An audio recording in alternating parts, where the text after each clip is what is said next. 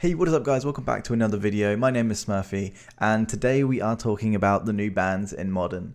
So as you are probably aware, Fury and Up the Beanstalk have been finally banned in Modern. I say finally, Beanstalker wasn't so urgently expecting it, but Fury I think has had it a long time coming. And as your I don't know, as a go-to Zoo player, I think that I can share some insight on how I think this is going to affect Modern overall for Zoo. If you want Zoo content, then generally I'd like to think I'm a good place to start. So yeah, if this is the first time you see my channel, we do a lot of Zoo content over here. And yeah, we're just going to talk about how these new bans are going to impact Modern and how that is going to affect Zoo. I've actually been very prepared and even made some notes for you guys. In the background, I will leave some gameplay of me playing Zoo for, I don't know, anyone that can't concentrate on one thing at once, myself included. So we'll start off with Fury. I think one of the main things to me is the fact that Fury kills Kavus if they're a 4/4. And that sounds really, really niche, but it comes up a lot when you don't get to play your Kavu on curve because you're scared about playing around Fury. So the fact that now you don't have to worry about Kavu being a 4/4, I think is actually a really, really big drawing point to Kavu. It just makes it a much better 2-drop now that you can play it on curve. You can just go like turn 1 Wild Nacatl and then turn 2 you can play it, know it's a 4/4 and just be okay with it. So I think that's really nice. You used to have to like do triumph things and stuff like that to get it on turn 2, which sometimes meant you couldn't play a 1-drop, yada yada yada. So yeah, Kavu is much safer in this world, and I think that's a good place to be. The next thing is obviously your Nacatls and Ragavans, don't get 2-for-1. Fury, ETB, even if they just like you're playing against Rhinos and they cast a Fury, pitch something, kill your Ragavan and a Wild Nacatl or your Ragavan and a Nishoba Brawler. Absolutely horrendous. It was a very, very bad tempo loss for Zoo, and now obviously that's something you don't have to worry about. Your opponent can still do things like Dead Gone and stuff like that, but now they have to pay mana. So that's generally the main difference against like the Rhinos decks, for example, is when you could play a 2-drop and they could answer it for free. That lost you a lot of tempo. So again, massive, massive gain for Zoo in those kind of matchups where you're playing against like Rhinos, where they used to play Fury. I know they were trimming it more recently, but now it's just something we don't have to worry about. Those 0 mana removal spells are on the decline, finally. And then what else we got? So if there's less scam, that also, well, I'm assuming there's going to be less scam. If you're playing no Furies, then I would expect there to be less scam in the metagame. I'm assuming that that's made the deck take quite a big hit. But if there's less scam, that also means as a byproduct, there is less Blood Moon, which is obviously a wonderful world for Zoo to be playing in. Blood Moon is by far one of the best cards to shut down Zoo. And yeah, really, really glad to see Blood Moon will probably be on the decline. So it just makes life a lot easier for us. That may also mean that people move to other decks. So things like Mono Black. Mono Black is a horrendous matchup for Zoo because they have 8 lands that destroy your triomes. And a lot of removal. So yeah, if Rakdos players move over to Mono Black, then that could be an issue because that's actually a worse matchup. But I think most people will just go to like Rhinos and 4-color control and all that good stuff. So yeah, really glad to see Blood Moon on the decline. And then the next thing to consider with Fury is one of the main problems with Stubborn Denial was it doesn't stop a Fury. So you would often use Stubborn Denial as like your interaction to protect your threat, but you can't stop a Fury with a Stubborn Denial. Less Stubborn Denials in this world means that, less Furies in this world mean that your Stubborn Denials are going to be able to protect your creatures a lot more efficiently. Unfortunately, they still don't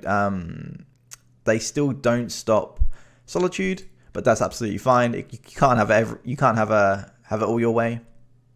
But I think the fact that it's just one less card that Stubborn Denial doesn't stop. So yeah, Stubborn Denial I think is going to be a lot better now. Which is really, really nice. I think that's about everything with Fury. Overall, I just think it is a really, really good upgrade for Zoo to not have to worry about Fury. Brawler gets better, Kavu gets better, less Blood Moons, yeah, really, really happy to see all of that.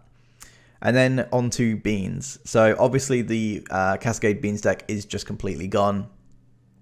That was a rough matchup in my experience, just because they had Solitudes and Leyline Bindings, and yeah, they could just go through their deck so quickly, and you can't really race your opponent if they have 0 mana removal spells, like they do with Solitude and Fury. I know they were recently cutting them, so it was just Solitudes. Now they definitely will just be on Solitudes, but they don't have the massive draw engine, so they're going to be playing things like Wrenn and 6. And I don't know if you ever played a Zoo deck against Wrenn and 6. It's pretty bad for the opponent, that is. It's just 2 mana, does not affect the board state. Unless you have a Ragavan, you just ignore the Wrenn and 6 and you just kill your opponent. So yeah, definitely happy to see more people casting Wrenn and 6 and less people casting Beans into Solitudes and Leyline Bindings. And that is one of them. Thing to mention is, if all these control decks are now playing for Solitude, for Leyline Binding, and they don't have access to Fury, and they now no longer are cascading with Beans, it means they're probably playing Teferis, and they're playing Prismatic Endings. And if you haven't noticed, all of those removal spells are white. So I don't know if there are any notably good creatures in Modern that have protection from white, other than a couple of my favorites, being Stormbreath Dragon, which is like, I don't really know how the old Beans deck would deal with the Stormbreath Dragon. I guess 5 mana is a bit ambitious. And the other one is Phyrexian, I want to say Crusader, which is a Infector, but also has protection from white as well. So I don't know if there's any room for any of those to be in sideboards if there's some sort of like 4-color control meta. But something to bear in mind, yes, all of the removal in the mid-range decks at the moment seem to be white. So that would be really funny to see some Stormbreath Dragons bring it into Modern. That would be really sweet. So yeah, I think those are the main things that I wanted to talk about. The main thing being Fury just means that our creatures aren't getting 2-for-1 so much. When your opponent evokes a Fury and kills your Nakato and a Ragavan, or your Brawler and a Ragavan, it just felt so bad. So really, really glad to see that. And also, it means we don't all have to play Scam. If you were in like a competitive event and you really wanted to do well, it felt like you were almost forced into playing Scam. And as someone that almost exclusively plays Zoo, even I felt obliged to play Scam, and I didn't want to play Scam. I think I played it in 4 events. 3 of them I top 8'd, and the only one I didn't was an invitational tournament, and I lost my winning in. And I barely played Scam. It was just a very, very straightforward deck. And yeah, it was just painfully boring. I don't know what is going to happen with Scam now. Do people just put in something else and just call it a day? Or do they switch to white? I've seen some Solitude lists going around where they ephemerate griefs and stuff, but I think that's much, much weaker. You lose that really aggressive opening hand of like turn 1 Fury, which is how the deck generally beat things like Amulet. So yeah, using like Ephemerate and Solitude completely changes the vibe of the deck. It makes it much, much slower. So we'll have to see how that works out. But ultimately, slower metas are probably better for Zoo. I think Stubborn Denial, things like that just become more relevant. But we will see how things shake up. If you want to see any sort of new meta deck gameplays, then let me know. I think I'm just going to be on this Pump and Dump Zoo, which you can see here in front of me, for a little while. I'm really, really enjoying it. And I think if there's less Blood Moons around, there's going to be more Amulet players. And this version of Zoo can bury Amulet just because of Force of Vigor plus turn 3 wins. But yeah, I'm just rambling at this point. So thanks for watching, guys. If you want to see more Zoo content, make sure to subscribe. If you've watched the whole of this video, then you probably do like Zoo, or you just like people rambling. Either way, subscribe. Thanks for watching, guys. Peace.